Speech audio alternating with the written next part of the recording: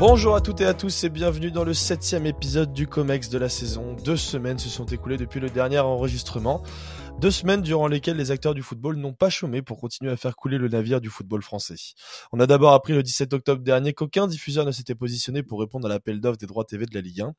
Des droits TV qui ne verront d'ailleurs pas leur valeur déjà très fortement surestimée augmenter dans les prochains jours, encore plus après les terribles incidents survenus à Marseille la semaine dernière lorsque les bus des joueurs et supporters de l'Olympique Lyonnais ont été caillassés sur le chemin du stade, blessant au passage l'entraîneur lyonnais Fabio Grosso et son adjoint. Un événement révélateur des failles organisationnelles et de sécurité et qui marque une nouvelle fois la montée de la haine et de la violence dans les tribunes et à proximité des stades. Car en plus des incidents concernant les bus lyonnais, de nombreux membres de groupuscules d'extrême droite ont été aperçus faisant des signes nazis et racistes dans le parcage lyonnais. Des incidents qui viennent compléter une longue liste d'événements fâcheux depuis quelques années. Des invasions de terrain à Lens et à Saint-Etienne, des affrontements entre joueurs et supporters à Nice contre Marseille, des agressions sur des joueurs à Bordeaux, des jets de projectiles sur Dimitri Payet ou Moridio, des attaques à la barre de fer sur des joueuses professionnelles, des scandales d'agression sexuelle à tout va, des pressions de chefs de groupe de supporters sur des dirigeants de clubs, des histoires de kidnapping et de séquestration de joueurs internationaux, sans oublier une recrudescence des groupuscules extrémistes organisant des fights à l'intérieur et à proximité des stades. Autrement dit, on peut dire que le football français se porte au mieux. Un phénomène que l'on retrouve d'ailleurs aussi dans le monde amateur où les histoires d'agression d'arbitres et d'éducateurs se multiplient chaque week-end. Un sujet d'ailleurs expliqué avec minutie dans le livre de Yacine Amned que l'on ne peut que recommander. Mais alors comment expliquer ce phénomène ? Au sortir de la pandémie, plusieurs connaisseurs du monde des tribunes suggéraient que les différents confinements étaient une source de frustration pour certains et qu'un besoin d'extérioriser cette frustration à travers la violence était possible. Une explication entendable mais difficile à valider aujourd'hui tant ces cas de violence semble être systémique dans le monde du football. L'autre hypothèse consisterait à questionner le rôle des instances dirigeantes et politiques. Le sujet de la haine et de la violence est-il suffisamment pris au sérieux ? Les mesures et sanctions prises sont-elles suffisantes et suffisamment bien pensées ? Le cas des déplacements de supporters et des sanctions collectives sont un parfait exemple de décisions mal pensées entraînant un sentiment de restriction des libertés et d'injustice chez certains et créant un climat nauséabond propice à de nouvelles formes de violence. La décision préfectorale interdisant le déplacement des supporters lillois à Marseille ce week-end, seulement 24 heures avant le début du match et sans véritable raison autre que la proximité temporelle avec les événements de la semaine passée, illustre parfaitement cette incohérence. Ajoutez à ça un sentiment de défiance vis-à-vis des instances dirigeantes et politiques et vous obtenez un climat de tension parfaitement incontrôlable. Quels sont donc les principaux responsables de cette tornade de violence ? Comment penser ce phénomène et l'endiguer ? Vous l'aurez compris, la bagarre sera donc au cœur de notre sujet du jour. La haine dans le football, jusqu'ici tout va bien. Et pour cette émission, j'ai donc fait appel à mes meilleurs combattants de MMA. Lui, il est affûté comme jamais. 3 semaines qu'il prépare cette émission. Ça va être un véritable carnage. Comment allez-vous, monsieur Leplat ? Ça va. J'ai l'impression que vous êtes plusieurs, monsieur Val. Oui, je vous confirme. Il y a un léger écho. Ça donne un côté... je danse le Mia les années 90. Et 2 semaines sans monter sur un ring, à faire des conférences au Maroc et à manger des couscous et des cornes de gazelle, le tout avec l'agilité de Stephen Hawking. Autant vous dire que pour la baston, on repassera. Comment ça va, JB ? Écoute, moi et ma tourista, on se porte très bien. On a plutôt mangé du pain que tout le reste. Mais le Maroc est un pays magnifique. Super. Et lui, la bagarre, ça le connaît. Il s'est d'ailleurs battu corps et âme en 1999 à la salle des fêtes de Saint-Quentin pour réussir à se taper la fille du président du club de foot local. C'est pas pour rien qu'on l'appelle El Chapo Guzman. Quelle vie, David ? Alors, c'était Villers-Saint-Christophe, c'était pas vraiment la fille du président. C'était pas vraiment le club local, c'est une vingtaine de kilomètres. Mais il y avait effectivement eu bagarre. Là, tu savais raison. Soyons précis. Est-ce qu'on est en 20 km de Saint-Quentin, c'est la banlieue ou c'est... Non, en fait, la banlieue... L'arrière-pays Saint-Quentin. Alors, non, ça c'est niçois, ça. La banlieue de Saint-Quentin, c'est Gauchy, Fayet, Arly. Oui, Gauchy, j'ai joué à Gauchy. Tout à fait. Moi, j'ai joué même à Gauchy, qui a fusionné maintenant avec les Mouettes, le club féminin de Saint-Quentin. Mais non, 20 km, t'es quasiment en fait dans le Pas-de-Calais. Tout ce qui est Caudry, Busigny, voilà. J'ai joué dans tous ces bleds. Ouais. C'est infernal. C'est vrai qu'on a joué l'un contre l'autre avec David quand on se connaissait pas. Tout à fait. On s'est même battu pour la même place en sélection de l'Oise. Ni l'un ni l'autre n'a eu, mais. C'était comment il s'appelait, Mathieu Marek c'était Mathieu Marek le titulaire. Absolument. On s'est pas battu pour la fille du président de Villers-Saint-Christophe d'ailleurs qu'on salue. Non. Voilà, comment faire des transitions après ce qui vient de se passer. Bon, et puis évidemment, je vais présenter mon acolyte de toujours, celui avec qui j'ai passé une semaine à regarder du tennis. C'était fort sympathique. Comment ça va, Flo? Écoute, ça va très bien. Ravi d'apprendre qu'il y a plus de diversité de clubs que de diversité génétique dans la Picardie. Mais très heureux, très heureux de savoir tout ça. Il y a au moins un génome par commune. C'est déjà bien. Mais c'est pour ça, quand tu m'as parlé de fusion de clubs en Picardie, je me suis dit qu'il y a une histoire de famille derrière un peu bizarre. Absolument. Bon, vous le savez, si vous avez la possibilité de nous soutenir, vous pouvez le faire. Voilà, on a une cagnotte Hello Asso sur lesquelles on peut recevoir quelques petits dons fort sympathiques de votre part. Donc n'hésitez pas, vous avez tous les liens sur nos réseaux sociaux et nous, ça nous aide énormément pour continuer à faire vivre ce podcast. Donc voilà, n'hésitez pas. Et on va basculer dès maintenant dans notre sujet du jour. Et je vais évidemment lancer notre Cédric Doumbé national, notre philosophe à nous, Monsieur Thibault Leplat. Ok, merci Val. Je suis content qu'on traite ce sujet. Et d'abord, pour commencer, je vais essayer de pas faire un tunnel de 1 heure, mais 3 bons quarts d'heure à mon avis. Non, je plaisante. Essayer de comprendre ce dont on parle. D'abord, est-ce qu'on peut établir une distinction entre ce qu'est la haine et la violence, entre ce que serait la haine et l'agressivité, par exemple? L'agressivité, c'est quelque chose qu'on trouve dans la nature. Les animaux sont agressifs. Le lion est agressif si on l'embête, le tigre, le léopard, le chien, un peu, le chat est mignon, bon, parfois il peut être agressif. En tout cas, l'agressivité est une forme de réflexe, de protection que va déployer un animal en cas de menace. Et il y a quelque chose de l'ordre de cette agressivité dans l'histoire du football, cette espèce de réponse violente, et on le dit sans arrêt, nos amis sociologues ont ça à la bouche, de dire que la violence, et historiens parfois, que la violence a toujours existé, qu'elle a toujours été présente, qu'elle est même moins présente maintenant qu'elle ne l'était à l'entre-deux-guerres, par exemple, où on jetait des cailloux sur les joueurs, on jetait des pétards régulièrement. Et effectivement, il y avait énormément de manifestations violentes, il y a des matchs qui finissaient en bagarre générale. Et que, Dieu merci, le degré d'agressivité, le degré de violence, si je puis dire, n'était pas le même qu'il est maintenant dans nos stades.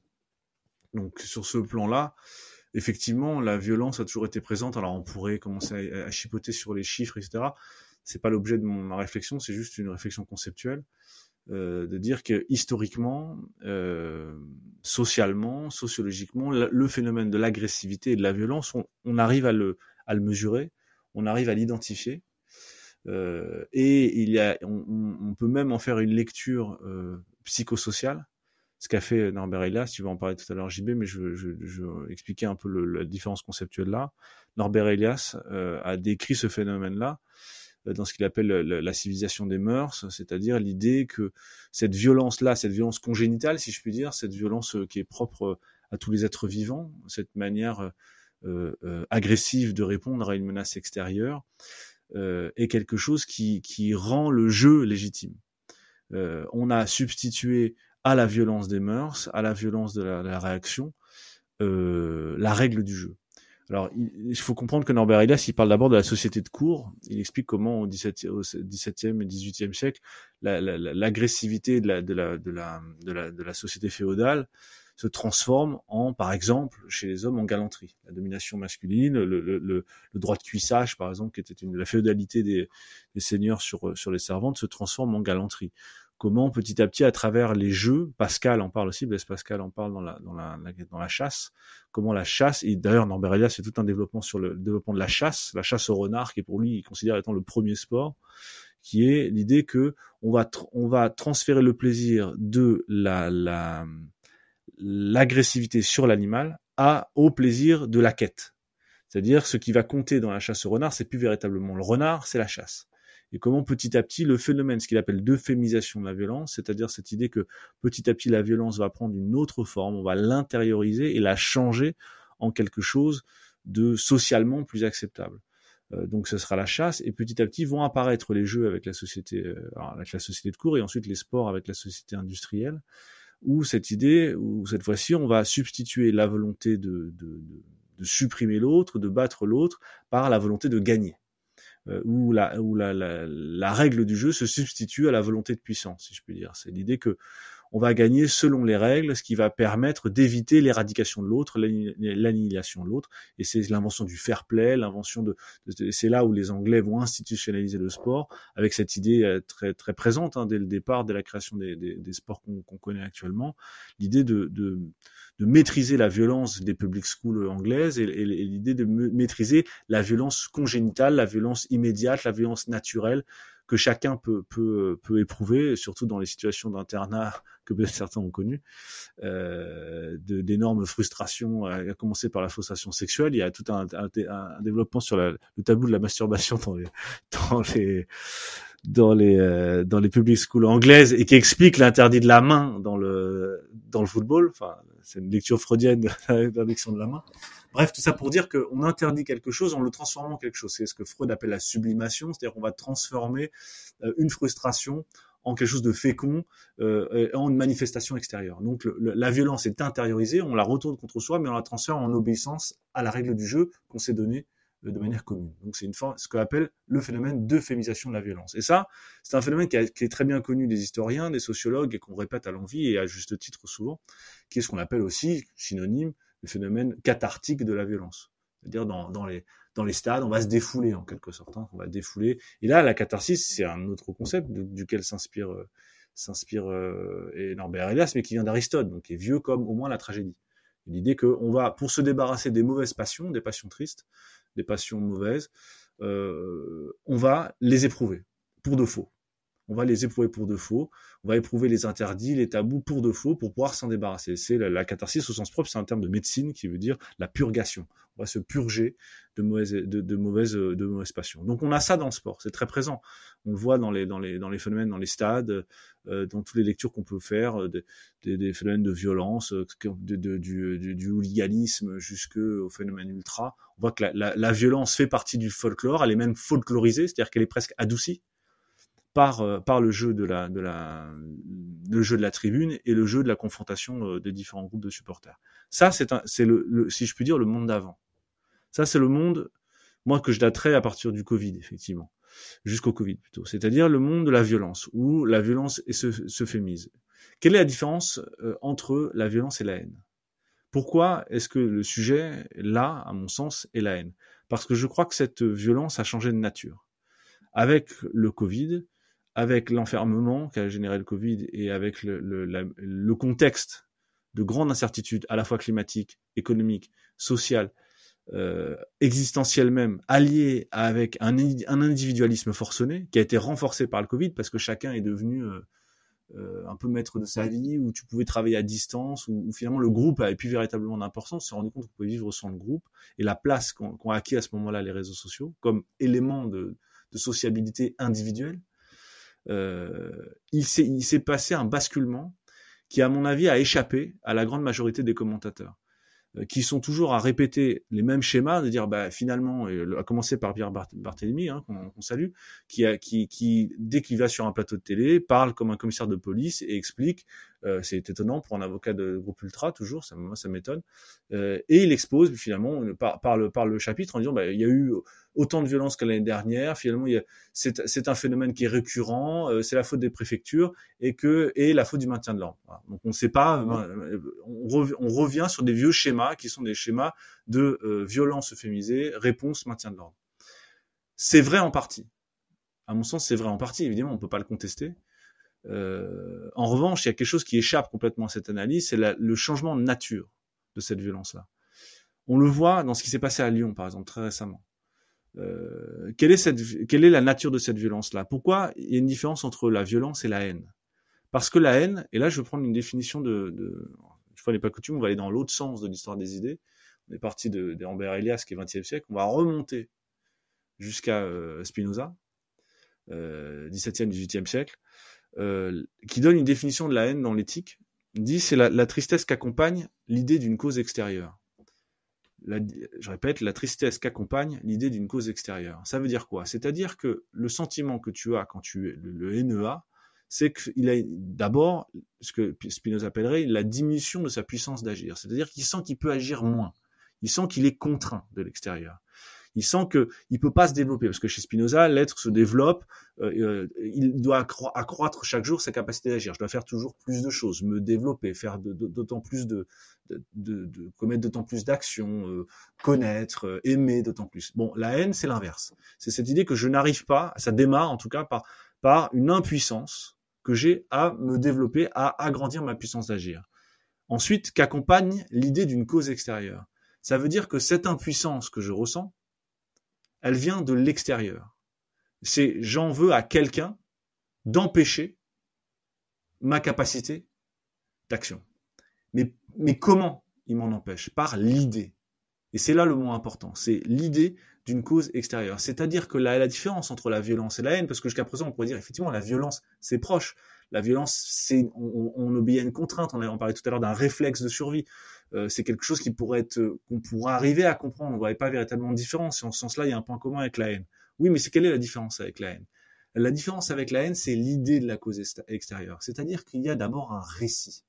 L'idée d'une cause extérieure. C'est que cette impuissance que je ressens, elle vient de l'idée que je me fais que c'est l'autre qui en est responsable. Et c'est là la grande différence et c'est là qu'on rate quelque chose si on considère que ce qui se passe dans les tribunes est exclusivement un problème social ou exclusivement un problème de maintien de l'ordre.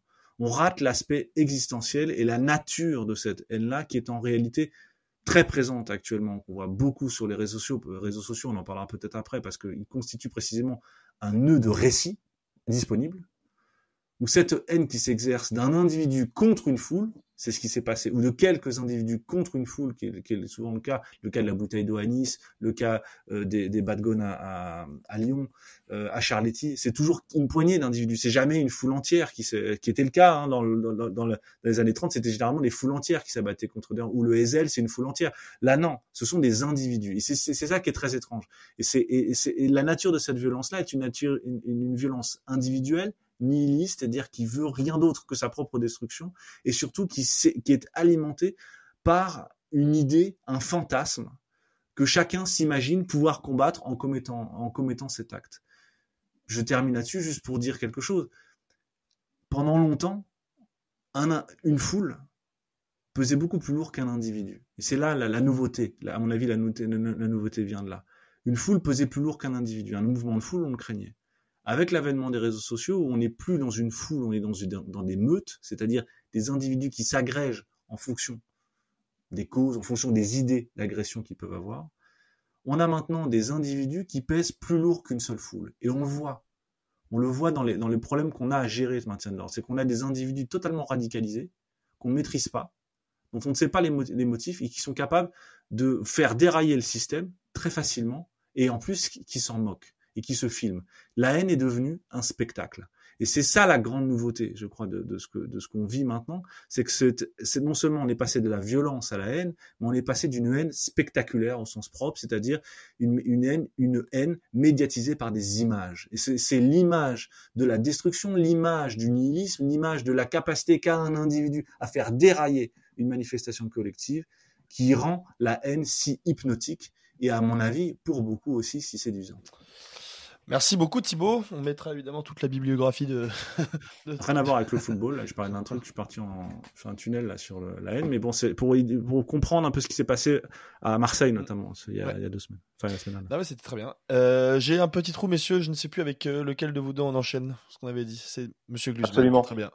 Allez-y El Chapo. Alors, moi je me suis focalisé sur, alors la haine c'est un sujet très large, j'ai décidé de me focaliser sur la haine dans la relation actionnaire, puisque je suis donc le financier de la bande, supporter. Et je me suis aperçu qu'il y avait un autre phénomène dans cette relation, c'est un croisement des courbes. Comme on voit régulièrement en finance, il y a les taux d'intérêt qui baissent ou qui montent, les prix qui augmentent, et le croisement des courbes, c'est rarement bon signe en finance. Donc oui, donc il y a ce croisement des courbes entre des actionnaires qui, en règle générale, n'en font pas assez, en font de moins en moins, et des supporters justement qui se sentent le droit et l'obligation de trop en faire. Donc ces deux phénomènes et la conjugaison de ces deux phénomènes ne peut que développer la haine. En premier lieu, des actionnaires, on parle de la notion de haine, des actionnaires qui deviendraient donc haïssables ou en tout cas très difficilement aimables. Moi, j'ai déroulé le classement de Ligue 1 et je me suis demandé quel supporter peut se targuer d'avoir une direction donc aimable, dont il est fier. Je me suis même fait un classement en fait interne, club par club, en me disant bah tiens, prenons club par club depuis que je suis né. Quel supporter peut se dire ah mais là franchement la direction actuelle c'est le top 3 des directions, des présidents, des actionnaires qu'on n'a jamais eu. Il y a qui? Il y a Reims, clairement. Il y a Lens, Rennes certainement, grâce je pense que Pinot est revenu un peu en grâce. Montpellier parce qu'ils doivent en fait à la famille Nicolin l'existence même du club. Toulouse et Clermont.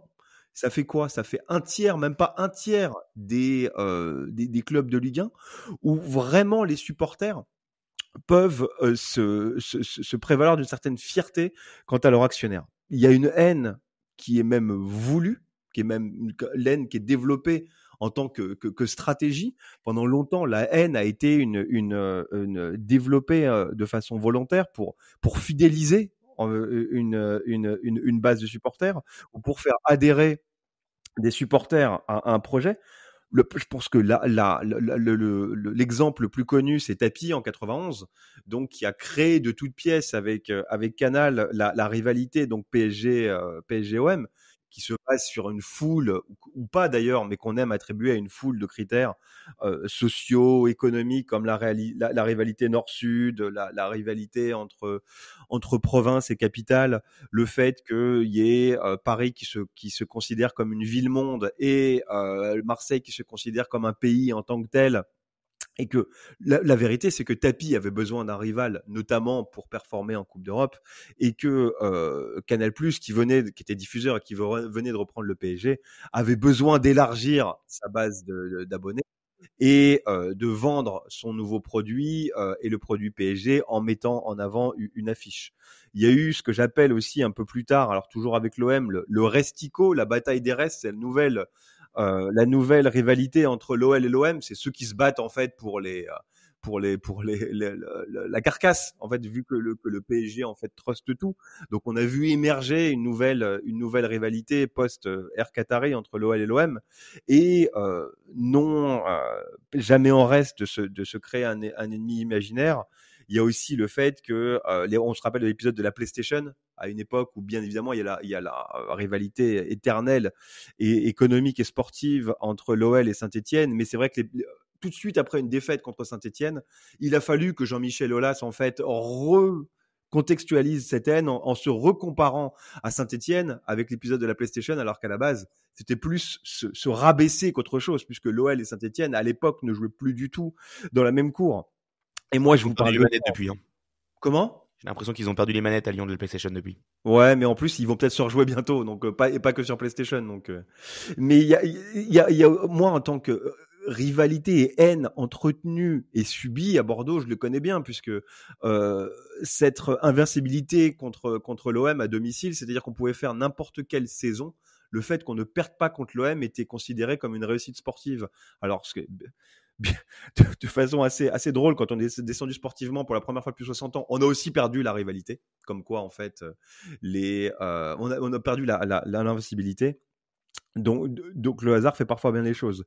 Et il y a donc cette haine entretenue du côté de l'actionnaire et cette haine subie. Subie pourquoi ? Souvent par négligence, par incurie, par incompétence ou malhonnêteté. À Bordeaux, il y a souvent une glorification du président délégué ou de l'actionnaire, que ce soit Bèze, que ce soit Jean-Louis Trio, mais le management successif et les erreurs de gestion, pour ne pas dire plus, de GACP et de Gérard Lopez ont déclenché une véritable haine. Idem avec John Textor. Aulas, c'était une figure respectée malgré la dernière décennie sportive, le glissement sportif. Mais John Textor, de par un management à distance, une financiarisation à l'extrême de la gestion, a réussi aussi à déclencher la haine de ses supporters. C'est pas du tout pour pour excuser les manifestations parfois exagérées. Mais je peux citer Nancy, je peux citer Nîmes avec Rani Assaf, qui est pourtant un entrepreneur avéré, qui est un des fondateurs de Free, qui ne paye même plus les factures d'électricité. Genre, il y a son entraîneur Frédéric Bompard qui disait cette semaine qu'il avait plus d'électricité pour chauffer. Il y a eu Jafar Alali à Strasbourg. Il y a eu Samuel Laurent, qui était un président délégué à Sochaux, qui vivait grand train quand le club était à 2 doigts de déposer le bilan. Il y a les frères Hanouna, pas liés à Ethan et Michael, pas du tout, aucun lien avec Cyril qui lui aussi attise la haine, mais à un autre niveau à Niort. Mais voilà, on n'est pas au niveau de Ken Richardson. Alors ça, c'est une petite anecdote sur un livre qui va certainement vous faire sourire. Un livre que je suis en train de lire sur l'économie du foot anglais. Ken Richardson, c'était l'actionnaire majoritaire de Doncaster Rovers dans les années 99. Lui, il a décidé complètement de brûler son stade, en fait, d'embaucher quelqu'un pour faire brûler son stade qu'il avait déjà vendu à un promoteur immobilier. Seulement, en fait, il a été confondu puisque celui qui a brûlé le stade, en fait, a laissé son téléphone portable sur place, et la société qu'il avait créée pour vendre le stade était au nom de la femme de ce Ken Richardson. Donc, en fait, en une semaine, il était rapidement confondu. Voilà, trêve de plaisanterie. Je vais passer du côté supporter, et là où la haine a été bien évidemment la plus visible récemment, et il y a une triple course qui fait que la haine augmente de façon exponentielle, que ce soit dans l'intensité ou dans le nombre des manifestations. La première, c'est la course à la légitimité. Je pense que Thibaut en parlait un tout petit peu. Il y a une évolution de la haine dans le mode de manifestation, de la haine au niveau du supporter, du sentiment d'appartenance. C'est qu'avant, pour être un supporter, les supporters qui manifestaient leur sentiment d'appartenance, c'était essentiellement du hooliganisme, en fait. C'était de la haine à visage découvert. Il fallait faire physiquement partie d'un territoire, d'une bande. Thibaut parlait du phénomène de foule. On est plus passé désormais avec la globalisation du football vers du harcèlement en ligne, de la haine en ligne.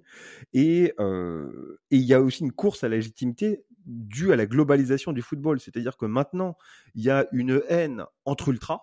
C'est-à-dire qu'on a vu à Saint-Etienne ou à Bordeaux, avec les créations d'un deuxième groupe d'ultras, il y a une création du deuxième groupe d'ultras à Bordeaux parce que le premier n'était pas assez extrême, n'était pas assez jusqu'au boutiste.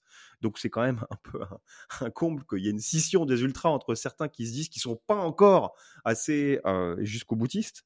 Il y a une haine entre les ultras et les autres personnes qui vont au stade. Il y a les autres personnes qui vont au stade et les fans locaux. Il y a une rivalité entre les fans locaux et les fans internationaux. C'est-à-dire qu'il y a une telle éclatement, une telle diversification du supportariat, qu'il y a une multiplication des inimitiés et une espèce de course à l'échalote pour toujours prouver qu'on est plus représentatif que les autres.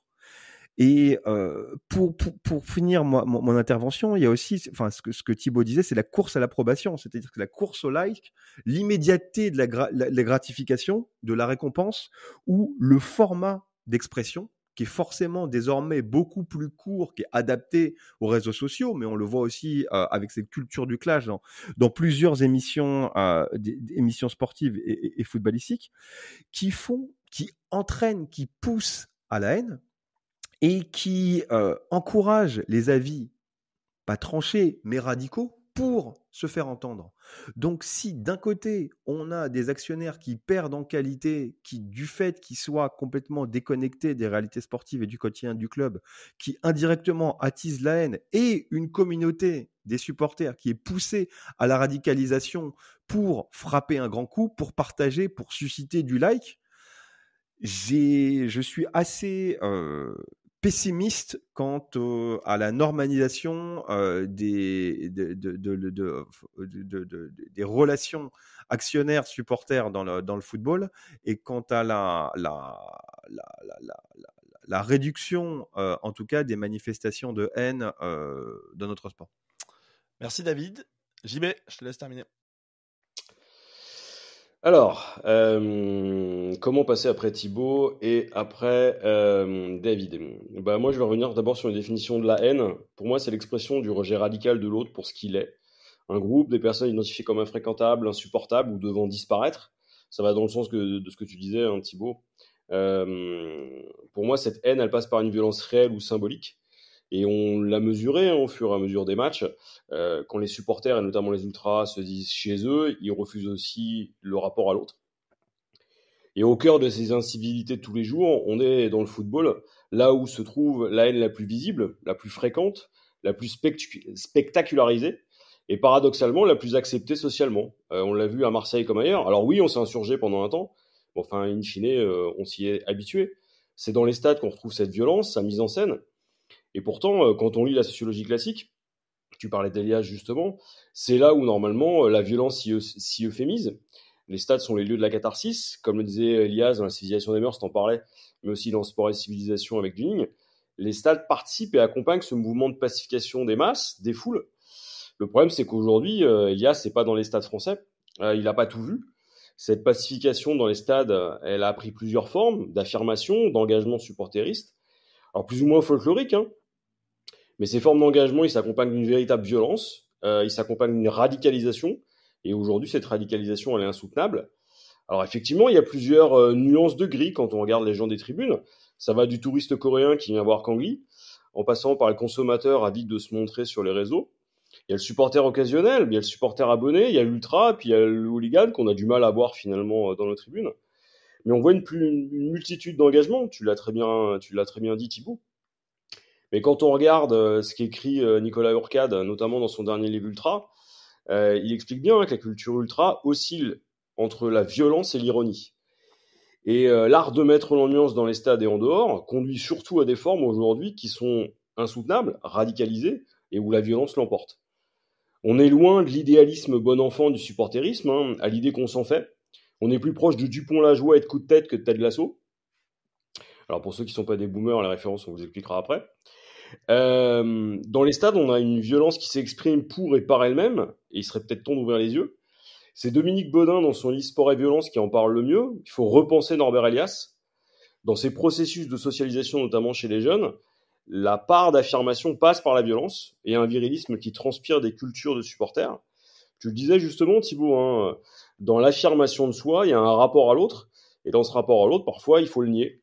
Au Maroc, j'ai eu l'occasion de lire un livre d'Abderrahim Bourkia qui s'appelle Des ultras dans la ville et qui raconte bien comment la jeunesse pauvre de Casa se choisit une appartenance et s'engage dans la délinquance juvénile par le sport. Elle s'y affirme. Et l'absence d'espoir, l'absence possible d'élévation par l'éducation rajoute de ça. Donc aujourd'hui, on est sorti du supporterisme et de son romantisme, de la béatitude face au peuple des tribunes. Et j'ai encore lu des choses ces dernières semaines où on mettait quand même en avant le fait qu'il fallait des supporters avec des fumigènes, en oubliant justement cette chose. L'ultra, une part de violence intrinsèque, ça fait partie de son identité, et l'exclusion est une dimension qui s'exprime plus que jamais. Or, ça passe par la violence aujourd'hui, ça passe par cette haine qui s'exprime.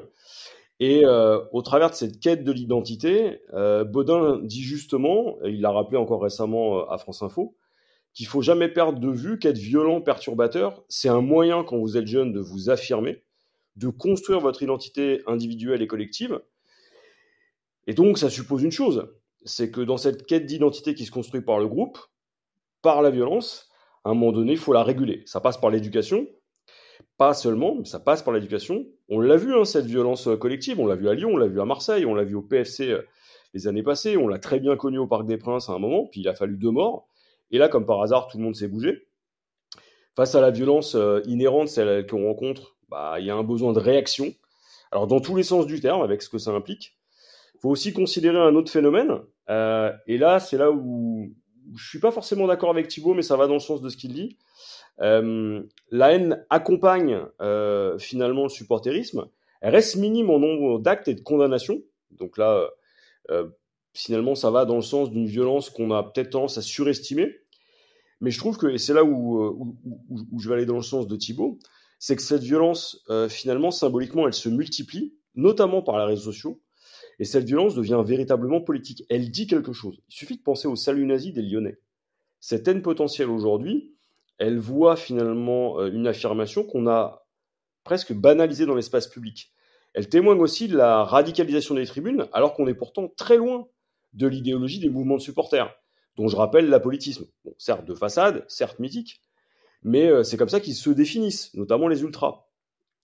Et dans l'espace de la cité, on voit que le supporter va traduire finalement des mouvements de fond. Ils sont aussi politisés que la société finalement se radicalise.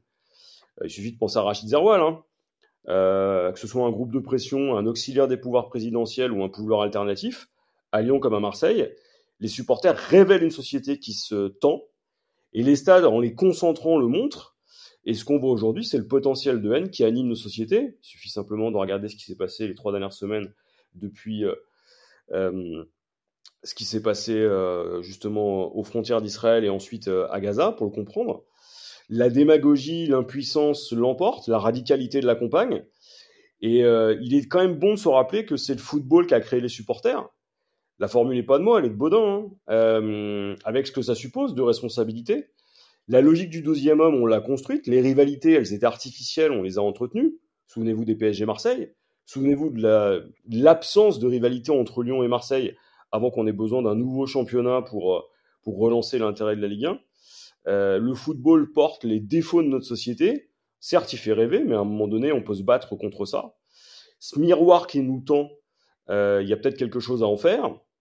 Et dans les rapports humains qui sont extrêmement violents et qui se traduisent aussi dans et autour des stades, il y a une réponse, c'est la coercition juridique et policière. Bon, ça, c'est la plus facile. Il y a le respect de l'ordre public, qui a quand même tendance à pas être une simple évidence pour tout le monde. Et puis, il y a des mesures éducatives et préventives. On ne peut pas dire qu'on ne peut rien faire, que la répression l'emportera, ça c'est sûr. Mais je pense qu'il faut sortir d'une certaine naïveté et d'une ingénuité. Il faut regarder les choses avec intelligence et complexité. Nous, en tant que supporters parisiens, on a pu le mesurer. On a su ce qu'était le COP Boulogne. Il a fallu 2 morts pour que les choses changent. On sait ce qui se passe dans nos tribunes. Alors, je souhaite de plan le pro à personne, mais à un moment donné, il faut se poser la question. L'enjeu aujourd'hui, il est devenu politique et crucial. Il faut comprendre et lutter. Si on ne continue pas, il y a une chose qui va se poursuivre, c'est la litanie des morts. Eh bien, c'était une première partie très riche, une nouvelle fois. Et du coup, je vais laisser Flo nous faire un petit peu redescendre la pression avec sa formidable revue de presse hebdomadaire. Et oui, on est de retour après vous avoir laissé tranquille pendant 2 semaines à nouveau. 2 semaines de vacances pour laisser Thibaut profiter de Soka, de Farioli, du soleil provençal et un peu des Deb aussi. Permettre à JB de sortir de sa zone de confort et troquer la chaleureuse Allemagne pour une semaine à sillonner les souks et renouer de forts liens diplomatiques franco-marocains, le tout sans Jack Lang. Ou encore David de profiter des loges de l'Accor Arena de se délecter de la fin de sa chère Coupe du Monde de rugby pour passer outre les 3 défaites de son Saint-Quentin basket. Moi, messieurs, je vous attendais. La preuve, j'ai réussi à me connecter sans souci et sans réglage du premier coup.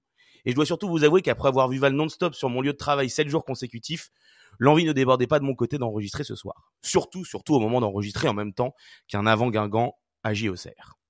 Heureusement, le foot est toujours là pour nous donner de beaux débats et chambouler notre fil d'actualité.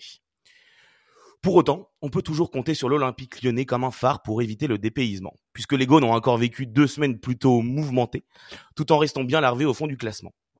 Avec comme point d'orgue, évidemment, on en a parlé, l'attaque du bus de ses joueurs et de ses fans par les supporters marseillais sur le trajet les menant au Vélodrome. Un match annulé, fort heureusement, à la dernière minute, dont la bêtise a également été frappante chez les supporters lyonnais, coupables de saluts nazis et de cris de singe en parkage, tout en brandissant drapeaux et passeports français au nez des supporters phocéens. Une tribune visiteur qui n'avait pourtant pas accueilli de fans lyonnais depuis des années, mais a de nouveau laissé place à ce que les tribunes rhodaniennes font de pire. 500 supporters, parmi lesquels des dizaines, voire une centaine de membres de la Mezza Lyon, un groupe de hooligans néo-nazis arborant la tête de mort SS et qui part régulièrement en pèlerinage sur la tombe de Mussolini. Bref, ce qui constitue une vision historique plutôt étrange du patriotisme français. Le tout en s'impliquant aux côtés de groupes identitaires à des vues plus politiques et violentes, adeptes de funestes ratonnades dans le centre du Vieux-Lyon, comme nous l'apprend Maxime Massé et Pierre Plotu dans les colonnes de Libération.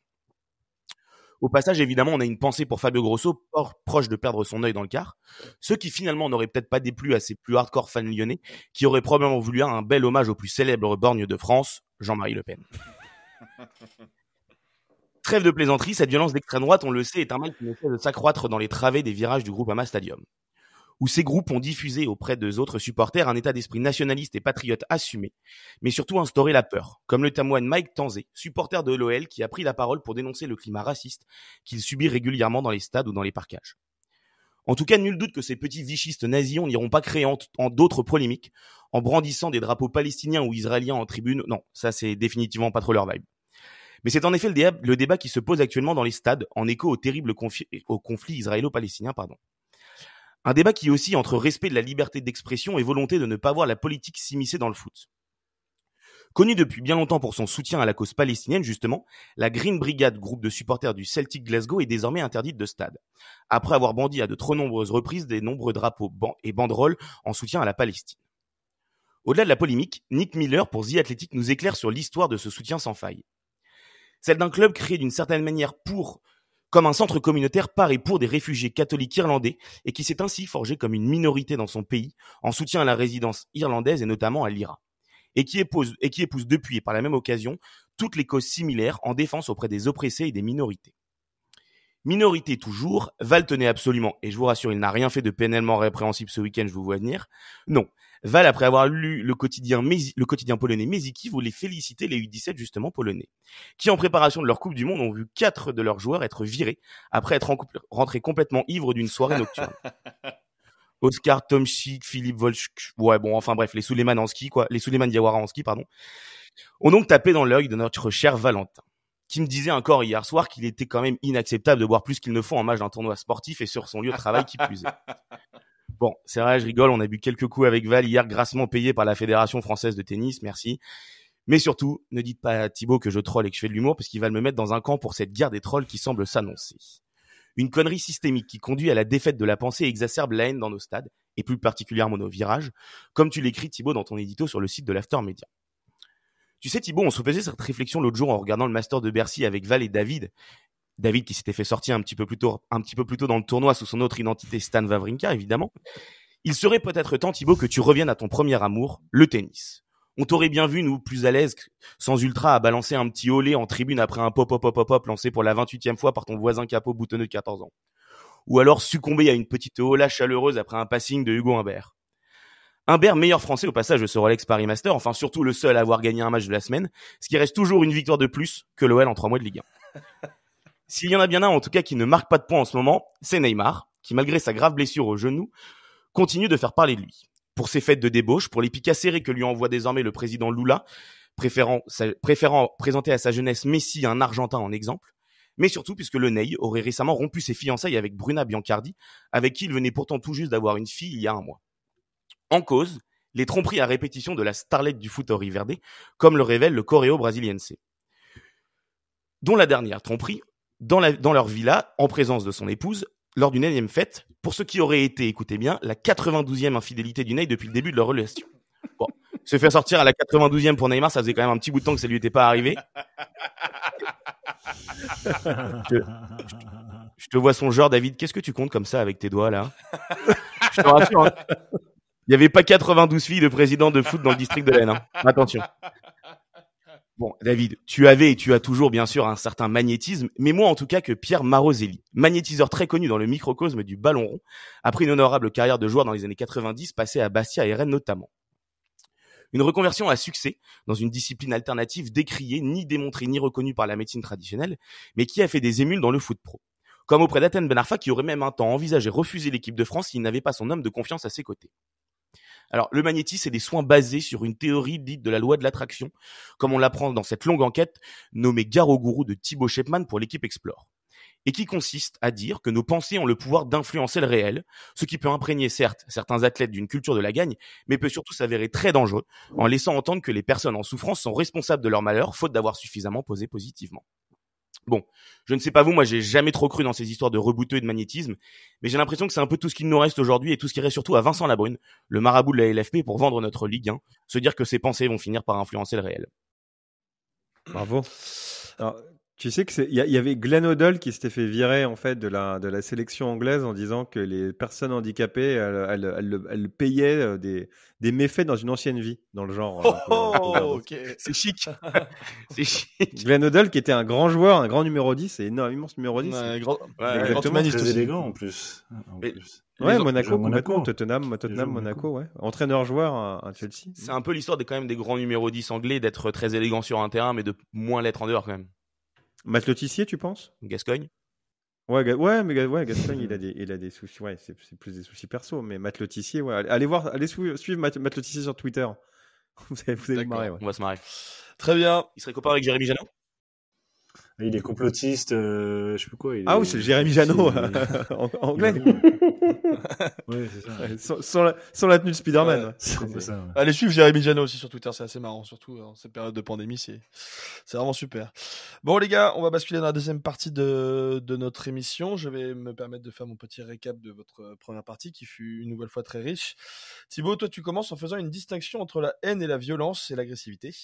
L'agressivité est pour toi naturelle, tu donnes l'exemple des animaux qui utilisent l'agressivité justement en cas de menace.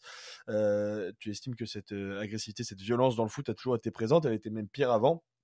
Et que c'est aujourd'hui cette violence est quelque chose qui rend aussi le jeu légitime. Tu cites les travaux évidemment de Norbert Elias et de Blaise Pascal en disant que le jeu va substituer l'agressivité. Tu donnes les exemples de la galanterie à l'époque féodale et tu parles du coup d'une euphémisation de la violence. Ça, c'est les schémas de violence qu'on connaissait avant le Covid notamment. Et toi, tu estimes qu'il y a eu un basculement depuis le Covid, qu'on est passé de l'agressivité à la haine, que le confinement et l'individualisme a changé la forme de violence. Et tu définis la violence comme l'idée d'une cause extérieure et que justement, la haine, que c'est l'idée d'une cause extérieure et que la haine est devenue un spectacle et que la haine est médiatisée et exacerbée par les images. David, toi tu parles d'un croisement des courbes entre l'actionnaire et les supporters. Tu t'interroges sur quels supporters peuvent se satisfaire de leur direction. Tu estimes que même pas un tiers des clubs, des supporters de clubs pourraient se satisfaire de ces directions. Que la haine a aussi servi d'un point de vue marketing. Tu cites évidemment les rivalités OM-PSG créées par Tapi. Tu cites la rivalité. Tu cites la rivalité OL Saint-Etienne avec la PlayStation. Le Restico. J'ai appelé ça le Restico. Je trouvais ça pas trop mal. C'était très bien, ouais. Ce sera bientôt peut-être le Ligue 2 ICO, on en reparlera. Et à l'inverse, tu parles aussi du côté des supporters qui a une course à la légitimité qui exacerbe cette haine. Avant, pour être supporter, il fallait faire physiquement partie d'une bande. Aujourd'hui, tu estimes que la course à la légitimité entraîne aussi l'extrémisme, excusez-moi, et qu'il y a des multiplications de formes de supporterisme qui créent de la haine. Il y a une haine, par exemple, entre les fans locaux et les fans internationaux, entre les ultras et les supporters, et qu'il y a une globalisation donc qui crée de la haine. Et tu parles aussi de la course au like qui encourage les avis radicaux et encourage cette haine, avec d'un côté donc les supporters, de l'autre les dirigeants incompétents. Tu ne vois pas beaucoup de façons pour que la haine... Voilà, exactement.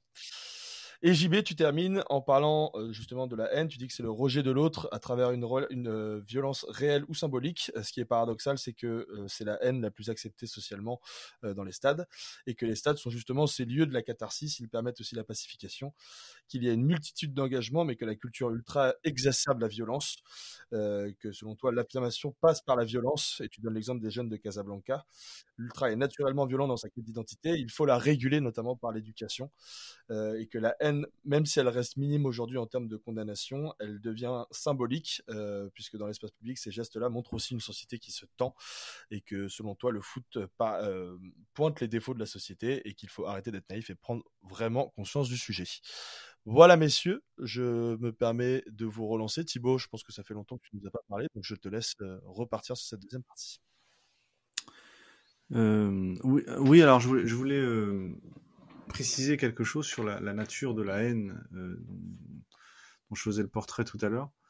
Alors j'ai dit que c'était une haine qui se tenait en spectacle, qui est une particularité de ce qu'on voit en fait sur les réseaux et ce qu'on voit dans les stades. Je pense qu'il y a un continuum maintenant direct entre ce qu'on voit sur les réseaux et ce qu'on voit dans les stades. Pendant longtemps on pensait que c'était des mondes séparés, mais enfin, de fait on voit bien que tout ce qui se passe dans les stades se passe d'abord sur les réseaux. Donc cette idée qu'il y a donc une haine qui se donne en spectacle, et que cherche cette haine-là, je reviens sur le terme de nihilisme. C'est pas une haine politique. C'est pas une haine, c'est là où peut-être je diffère un peu avec JB, en tout cas sur une nuance. Pour moi, c'est pas une haine qui tend vers quelque chose. C'est une haine qui tend à sa propre disparition, enfin qui tend à sa propre destruction, et qui a pour seule ambition la volonté de néant. C'est le sens propre du nihilisme. Nihil, c'est le néant. La volonté de néant, c'est-à-dire l'effondrement le plus spectaculaire possible. Et c'est en cela qu'elle est, évidemment pas dans le même degré, mais par la même nature, elle est en quelque sorte terroriste. C'est-à-dire qu'elle est là pour faire peur. Elle est là pour provoquer de la stupéfaction autour d'elle. Un seul individu est plus fort qu'une foule, exactement comme les mêmes phénomènes qu'on voit dans le terrorisme. Évidemment, c'est pas le même degré, mais la nature, elle, est bien la même. C'est bien un individu qui commet un acte spectaculaire pour provoquer la stupéfaction d'une foule tout entière. Et d'affirmer donc sa puissance sur toute une foule. Et donc, ce que je disais tout à l'heure, le rapport s'est inversé maintenant. La foule, pendant longtemps avant les réseaux, la foule était supérieure à l'individu. Le groupe était supérieur à l'individu. Maintenant, c'est l'inverse. L'individu est capable, grâce à des outils de communication, de faire peur à une foule tout entière. Et on le voit très bien.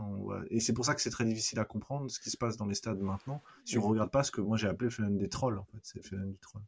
D'ailleurs, en plus, la haine n'a qu'un seul but, c'est d'être sur les réseaux. C'est-à-dire que maintenant, c'est complètement inversé. C'est-à-dire que les phénomènes de haine ne se produisent que pour être partagés. C'est pour ça que, pour moi, les saluts nazis, en faire une lecture politique, pour moi, c'est une erreur. Ah, mais parce que c'est pas politique. C'est exact. C'est pas déjà parce que être nazi, bon, comme eux ils sont nazis, c'est même pas une pensée politique. Je veux dire, c'est du vomi. Enfin, c'est même pas.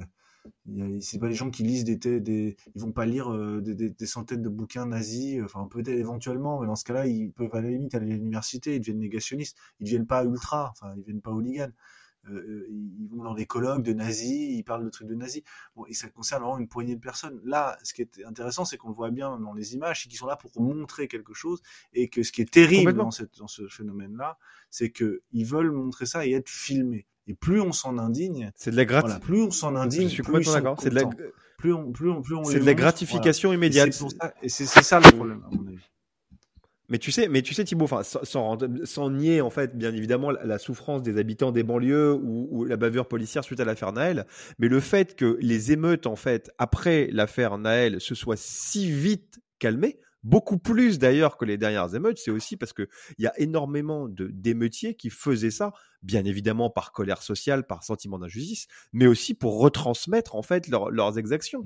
Et qu'une fois qu'elles étaient retransmises, une fois que la gratification du like, du partage était reçue, c'est un phénomène qui est peut-être amené à se recréer, mais qui s'est quand même très vite essoufflé. Et j'ai l'impression que la haine dans le football en ce moment, ne serait-ce que sur les réseaux, le format Twitter, c'est le format de l'unpopular opinion, en fait, si tu veux, où on doit forcément pousser à l'extrême, on doit forcément choquer, ça doit forcément être grotesque, ça doit forcément être offensant pour être partagé. En bien ou en mal, on s'en fiche, en fait. Le principal, c'est d'être vu, lu et partagé. Ça va dans le sens de ce qu'on constate. Dans la guerre de l'information, un contenu faux, c'est partagé 6 fois plus qu'un contenu justifié et vérifié. Un contenu agressif, c'est partagé entre 12 et 20 fois suivant le niveau de violence. Donc on est effectivement dans une culture de la monstration de soi en train de faire quelque chose qui change le rapport à l'autre. Moi, c'est en cela que je vois ça comme étant politique, parce que ça dit aussi quelque chose des stratégies de conquête du pouvoir. Regardez le Front National aujourd'hui, enfin ce qu'on appelle le RN. Regardez leur positionnement. Ils ont laissé justement ces trolls faire le job, et donc ils ont plus radicaux qu'eux. Alors, regardez la stratégie de communication de Zemmour. On déplace le curseur et on considère comme normal ce positionnement. C'est en cela que ça devient politique, quand ça peut être récupéré pour normaliser des positions insoutenables. Parce que finalement, les saluts nazis dans les stades, bon, objectivement, on les a tous vus. Ça fait des années que ça existe à Lyon, mais il n'y a pas qu'à Lyon que ça existe. Et ça s'était plus ou moins estompé. Là, ils savaient que dans ce contexte-là, ça allait être vu, donc je suis d'accord, il y a une vraie volonté. Mais derrière, qu'est-ce que ça dit aussi ? Évidemment que des nazis, ça reste extrêmement minoritaire. Évidemment qu'on en parle, mais en parlant, on les fait exister politiquement. Et donc, c'est l'une des stratégies justement de désinformation, notamment pour séparer les Russes, c'est d'amener des sujets qui sont ultra minoritaires, d'en faire des éléments du débat. C'est toute la stratégie de l'extrême droite depuis 20 ans en termes de communication, c'est extrémiser le débat et avoir justement, sur le forum public que sont les réseaux sociaux et dans l'espace de discussion, la capacité à imposer le calendrier, l'agenda. La difficulté, c'est exactement ce qui se passe. Dans chercheur en sciences humaines, beaucoup de productions en sciences humaines sont fondées sur l'idée que ce qui est intéressant à étudier, c'est la marge. C'est Howard Baker notamment qui a théorisé ça. C'est l'idée que à travers la transgression de la règle et l'étude des marginaux, que ce soit le domaine, tu vas pouvoir comprendre ce qu'est la règle générale. Or, cette injonction et ce procédé, ce dispositif épistémologique, s'est transformé en obsession de la marge et complaisance et légitimation de phénomènes qui étaient absolument minoritaires, qui ne disaient absolument rien de la société et qui sont devenus omniprésents. Et quand je vois des enquêtes, parce que sur la question des saluts nazis et des Lyonnais à Marseille, je veux dire, le problème c'est pas qu'ils soient nazis en fait. Le problème, c'est la violence, en fait. Qu'elle soit qu'ils soient nazis ou pas, je veux dire, c'est aussi scandaleux. Qu'ils lèvent un bras ou qu'ils lèvent pas un bras, ça change rien, en fait. Ça reste des mecs qui grimpent à des rideaux et qui cassent des voitures. Je veux dire, que le mec soit nazi ou pas, je veux dire, bon, bah, lui, il est nazi. Bon, bah, de toute façon, on a bien compris qu'il votait pas Macron et qu'il était pas pré-retraité. On a bien compris. Bon, voilà, mais ça dit rien, en fait, du phénomène. Et on est obsédé par cette idée-là. Parce qu'on est obsédé par cette pensée automatique qui consiste à dire oh là là, et cette espèce de fascination qu'on a pour les phénomènes ultra minoritaires et qui ont une espèce, quasiment une pornographie politique, quoi. C'est la pornographie politique. C'est exactement ça. C'est tout à fait c'est exactement. Mais tu vois, moi, les enquêtes, j'avais lu l'enquête de Street Press sur les groupes ultra hooligans. Les mecs, tu dis, leur panel, c'est 20 personnes, 30 personnes. Donc tu fais tout un pataquès, toute une histoire, tu t'engages de moyens pour étudier 30 personnes, et ça te dit quoi en fait sur la société? Alors peut-être un jour t'en auras plus, t'en auras 32, et puis le lendemain t'en auras 25. Et ça dit quoi en fait sur ce que le phénomène des tribunes, sur ce que c'est que la doctrine de maintien de l'ordre, sur ce que c'est que les nouveaux phénomènes, alors que t'as des phénomènes qu'on a sous les yeux tous les jours, sur les réseaux, le continuum entre les réseaux, les TikTok, les Twitter, ce que tu viens de dire, les chiffres, les bulles cognitives que ça crée, on a ça tous les yeux toute la journée, et nous on va regarder les 4 saluts nazis d'une tribune de marginaux, de types qui s'ils n'étaient pas là, ils seraient sur une aire d'autoroute, qui sont pas très intéressants, non mais je veux dire c'est pas ça le cœur du problème en fait. C'est pas le cœur du problème, ça. Le cœur du problème, c'est comment se fait-il que on n'arrive plus à faire la différence entre une embrouille sur une timeline et une tribune, et qu'on n'arrive plus à se parler correctement, que la norme de conversation politique, de conversation publique, ce soit le clash permanent, l'invective.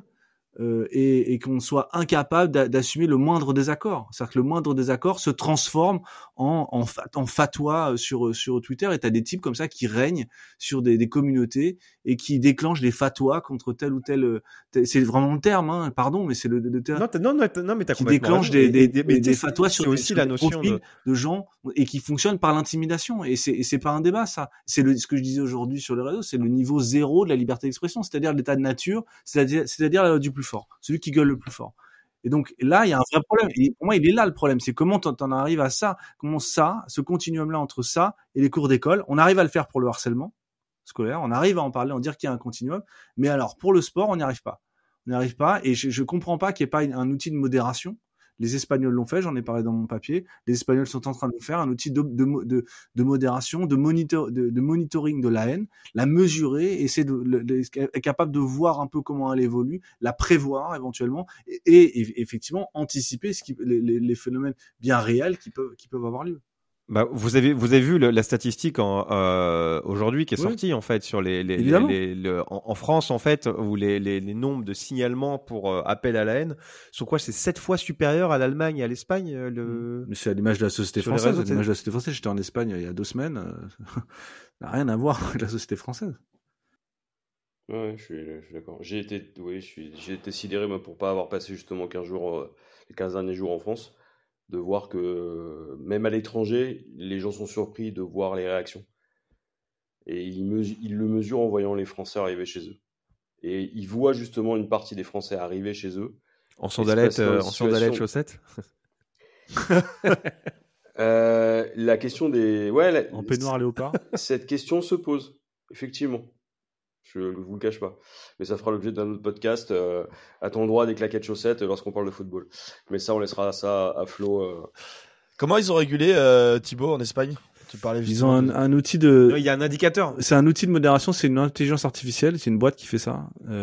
Boîte extérieure. T'as là maintenant, t'as ça, hein, t'as pas mal de boîtes qui font ça. Il y a d'ailleurs un podcast de Xavier Delaporte là-dessus qui parle dans le code à changer. Il parle des nouveaux outils de modération et des outils et les problèmes aussi que posent les outils de modération. Excellente recommandation, d'ailleurs. Ouais, ce podcast, c'est remarquable pour comprendre toute l'économie numérique, c'est remarquable. Et donc, ils ont mis en place une intelligence artificielle avec une boîte qui s'occupe de monitorer chaque journée de championnat, chaque match, et chaque semaine, c'est un baromètre public. Donc, chaque semaine, tu es capable de voir quel est le match qui a généré le plus de propos haineux, de racisme. Et ce qui est très intéressant, c'est qu'il combat la haine aussi, la haine involontaire. C'est-à-dire que, c'est ce que j'ai pas eu le temps de trop dire dans le papier que j'avais écrit, c'est-à-dire que, en réalité, toi-même, tu te retrouves à troller sans t'en rendre compte. Et toi-même, tu contribues à une espèce d'engrenage de la haine sur un match. Et donc, l'intérêt de cette application-là, cette modération-là, c'est qu'elle est capable de te dire aussi, attention, toi aussi, t'es en train de verser dans un discours de haine. Alors on va appeler ça le chambrage, tout ça est subtil, c'est là où c'est difficile. Et je conçois qu'il n'y a pas de solution idéale.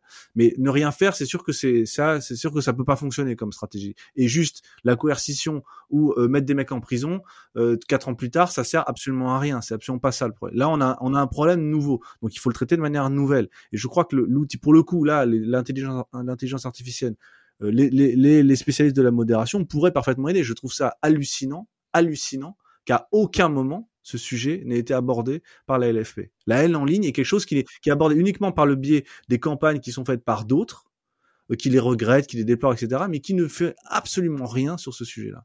À ma connaissance.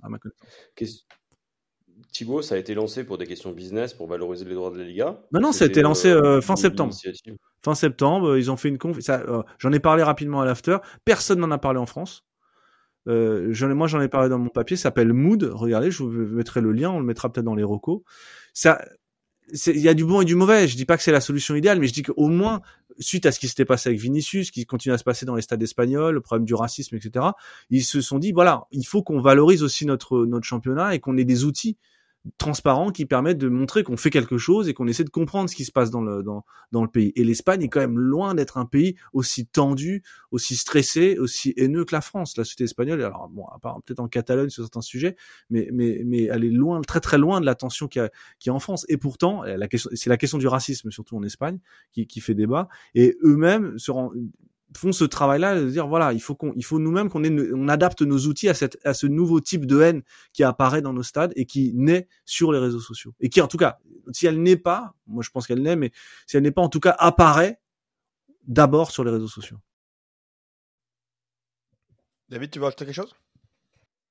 Non, mais non. Je pense qu'on peut conclure sur ce que Thibaut a dit, mais il y a aussi, c'est vrai que ce rapport au temps, moi, qui me choque tout le temps, en fait, où il faut être concis, aller droit au but, être forcément dans l'outrance pour qu'on se souvienne de toi.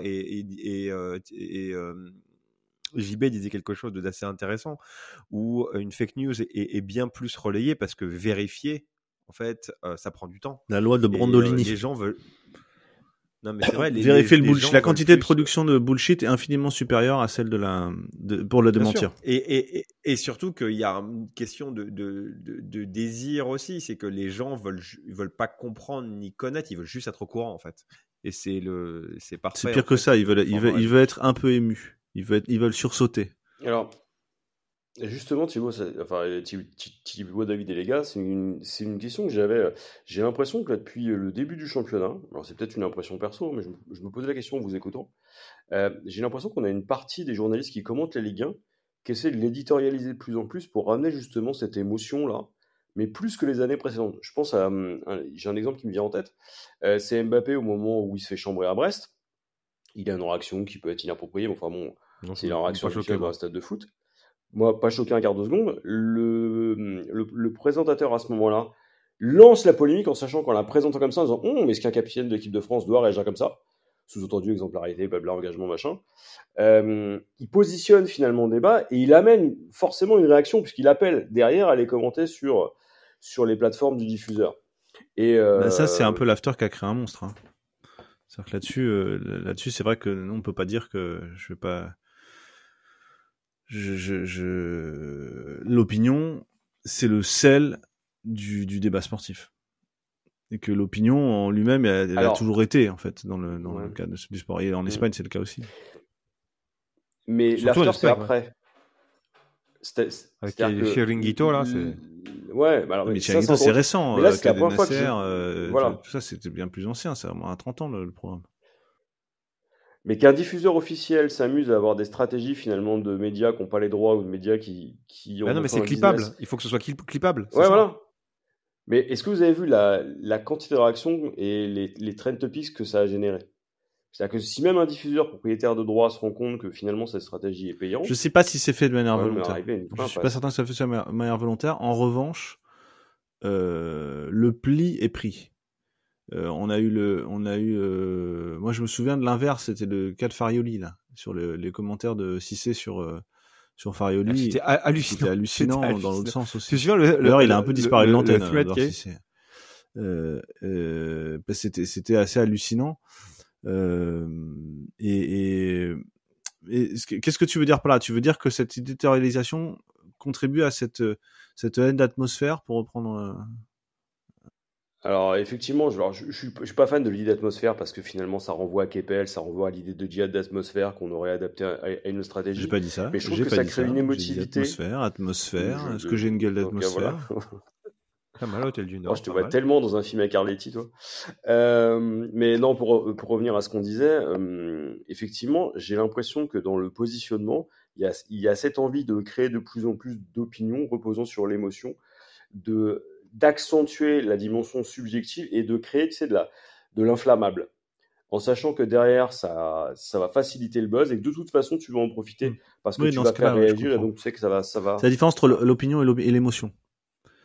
Là, je ferai une distinction, c'est-à-dire que effectivement l'opinion a généralement un temps de décalage, elle a besoin d'avoir un petit peu de temps. Tu peux pas la faire de l'opinion immédiatement. En revanche, l'émotion, la réaction, quoi. Il s'agit de réagir.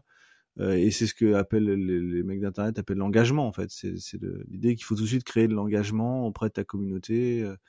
Moi, ce que je trouve flippant peut-être ça sera un jour un thème de notre conversation, j'élargis un peu. Ce que je trouve flippant dans les retransmissions et dans notre manière de commenter, c'est que c'est l'absence de variété, en fait.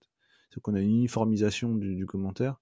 Tout le monde commande de la même façon. Il y a le mec qui est technique et le mec qui est dans l'émotion. Voilà. Il n'y a jamais de réflexion, il n'y a jamais de mise en perspective. Je dis pas que l'un est meilleur que l'autre, je dis simplement qu'il faudrait avoir ménagé plus de variété. Putain, quand tu regardes la Champions League en Espagne et que tu as Axel Torres qui est monstrueux sur toute l'histoire du football, qui est un mec hallucinant en termes de niveau, il connaît l'histoire de tous les mecs, de tous les joueurs, mais depuis qu'ils sont U17, il connaît tous, qui a en plus écrit des bouquins, qui est passionné de géographie. À côté de lui, tu as José Sanchez qui est un mec monstrueux en termes de narration. Le gars, il respire pas, il parle, il est capable de mettre de l'émotion là où il y en a pas. Et avec lui, tu as Valdano à côté qui met en perspective et qui t'explique comment l'aspect technique du jeu, mais aussi l'aspect poétique de ce jeu-là, tout ça dans une même retransmission. Donc ça, c'est assez... Mais tu vois, c'est intéressant ce que tu dis. Parce nous, que on n'a pas ça, en fait. On a que deux profils, en fait. On a Daniel Leclerc. Chaque chaîne, ouais, voilà. Ferreri, quand même. Aubragnac, c'est quand même pas mal. Moi, j'aime bien Aubragnac, j'aime bien Aubragnac. Je le trouve pas mauvais. Au contraire, il va dans l'opinion, il a pas peur. Le problème, c'est qu'il faut pas que ce soit que ça, en fait. C'est que... Enfin bon, on va pas parler maintenant parce que c'est pas vraiment le sujet de la conversation, mais sur la haine, je comprends ce que tu veux dire. Et il y a une ambiance, je trouve qu'il y a une ambiance une facilité à plonger dans l'émotion et qui a tendance effectivement à encourager la haine. Et l'émotion, surtout l'émotion polémique, parce que l'émotion positive, il n'y a pas beaucoup, quoi, à part Omar da Fonseca. Elle s'est fait au détriment en plus de tout contenu éditorial et de tout esprit critique depuis que ça a quitté Canal+, qui était déjà pas non plus les dernières années le chantre de la diversité, mais sur ce point, sur la façon de traiter, mais depuis que c'est passé sur mais je pense qu'il faut pas mélanger le truc. Pour moi, le débat, il est d'abord sur le continuum avec ce qui se passe sur les réseaux. C'est au-delà de la question du commentaire et du journalisme. Alors, on pourra en parler, la porosité du journalisme avec les réseaux, mais vraiment, je pense qu'il y a un changement de paradigme avec l'avènement des réseaux. Il y a un changement de manière de suivre ton club. On voit bien ta principale source de supporters, savoir ce que pensent les supporters, c'est les réseaux. c'est l'endroit, la caisse de résonance par excellence du supporterisme. C'est devenu les raisons même, la raison d'être même du supporterisme. Tu fais les choses pour être sur les réseaux. Les mecs qui ont 50 000 followers, ils pèsent plus lourd qu'un capot dans un virage. Ce qui s'est passé à Lyon avec Olas, l'affaire Genesio et autres, c'est lié au réseau. Donc il faut penser ça. Bon, et ben merci les gars pour cette émission qui a été une nouvelle fois très riche. Je vous propose qu'on bascule quand même sur nos petits recos de fin d'émission et je vais demander à Thibaut ce qu'il nous recommande. Alors, avant de faire la recommandation maison que peut-être JB tu vas faire, je vais recommander une revue qui existe en Espagne qui s'appelle Libero, qui est un trimestriel aussi. C'est beau. Qui consacre son numéro au football féminin et à la victoire des Espagnols à la Coupe du Monde féminine. Une revue qui a la particularité dont la revue de l'After s'inspire en partie. Ça veut dire le mec a pompé des trucs mais pas tout, tu sais, ça veut dire... le mec pompe des trucs. Le mec s'inspire, on dit s'inspire en littérature. On dit c'est un hommage à cette revue. Excellente revue, avec notamment, vous verrez dedans, les gens qui sont livres d'espagnol, un article notamment d'Eduardo Saqueri, qui est le scénariste de David, ce film argentin avec Ricardo Darín et c'est pas le Niña de los Ojos, comment ça s'appelle, Dans tes yeux en français. Film incroyable où le football a une place centrale. Et il y a plein de choses très intéressantes et surtout c'est une revue toujours très bien écrite. Le principe c'est des écrivains qui vont parler de football et il y a notamment à la fin une interview incroyable de Demetrio Albertini qui raconte la première fois il s'est entraîné avec Messi et la plus grosse lèvre du football européen. Regardez, il est là quand il joue au Barça. Les gens ne te voient toujours pas, hein, Thibaut. Ah oui c'est vrai, mais vous le voyez. Oui, nous on le voit. Voilà, c'est pour vous, je parle pas aux gens, moi, je parle à vous. Voilà, parce que je vous aime. Voilà, donc Libero, magnifique revue quand vous avez l'occasion, que vous allez sur la route d'Ibiza, que vous allez prendre l'avion, prenez ça. Très beau. En plus, la couverture est assez jolie. David ? Alors moins joli esthétiquement, mais un super documentaire que j'ai vu ce week-end, c'est Jim Carrey, l'Amérique démasquée sur Arte. Donc, ah oui, je l'ai vu ce truc. Alors c'est vraiment bien sur la carrière de Jim Carrey, ses outrances et ce que ça dit de l'Amérique de la décennie. Oui, il est genre 90. De Seattle, lui, il est genre d'un bled de l'État de Washington. Sociologique, à la fois cinématographique, c'est chaudement recommandé, vraiment bien. Vas-y JB. Alors moi je vais être corporate, mais parce que c'est pas uniquement parce qu'on est dedans, mais le numéro 11 de l'After, de la revue de l'After, c'est vraiment très cool.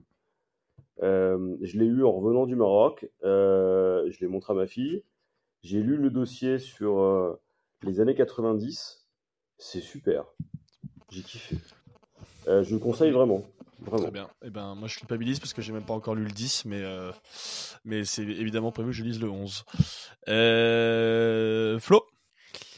Eh ben écoute, j'ai croisé Paul-Henri Mathieu cette semaine sur le Rolex Paris Master et ça m'a remémoré ce formidable intérieur sport que du coup j'ai re-regardé. Ah ouais, c'est vrai, incroyable. Sur Paul-Henri Mathieu qui datait de 2012, je sais pas si vous l'aviez vu messieurs, et qui retrace une année de sa carrière très compliquée parce qu'il était blessé, il a dû se faire opérer et en revenant on lui dit bah en fait ça s'est pas réparé, donc on va volontairement te casser la jambe et tu vas pas seulement réapprendre à faire du tennis mais tu vas réapprendre à tout faire dans la vie. Et c'est ensuite qu'il revient et qu'il bat Isner à Roland-Garros notamment. Donc c'était une superbe émission intérieur sport et je pense que c'est un des top 3 des meilleurs intérieurs sport de l'histoire. Ouais, avec celui sur Gourcuff qui était exceptionnel aussi. Exactement. Comme par hasard, on a souvent des sujets de blessure. Exactement. Et je vais terminer en faisant une petite recommandation cinématographique en vous recommandant la série The Bear qui est disponible sur Disney et qui raconte l'histoire d'un mec qui monte un restaurant, d'un chef qui monte un restaurant dans la banlieue de Chicago. Et c'est assez bien foutu. Il y a une BO qui est hyper sympa, la réalisation est très cool. Et voilà, c'est des petits épisodes de 25 minutes qui sont vraiment bien. Et voilà, je recommande The Bear sur Disney+.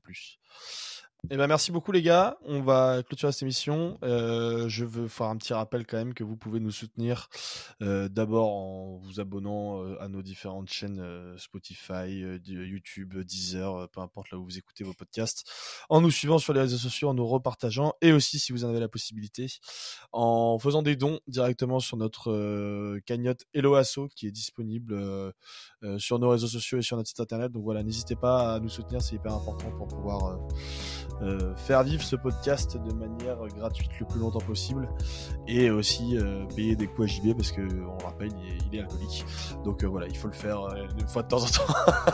Je sais pas pourquoi je t'ai désigné toi JB. C'était gratuit, c'était totalement gratuit là. Ouais. Bon voilà, merci beaucoup les gars et on se retrouve la semaine prochaine pour une nouvelle émission du Comex. Allez, ciao ciao.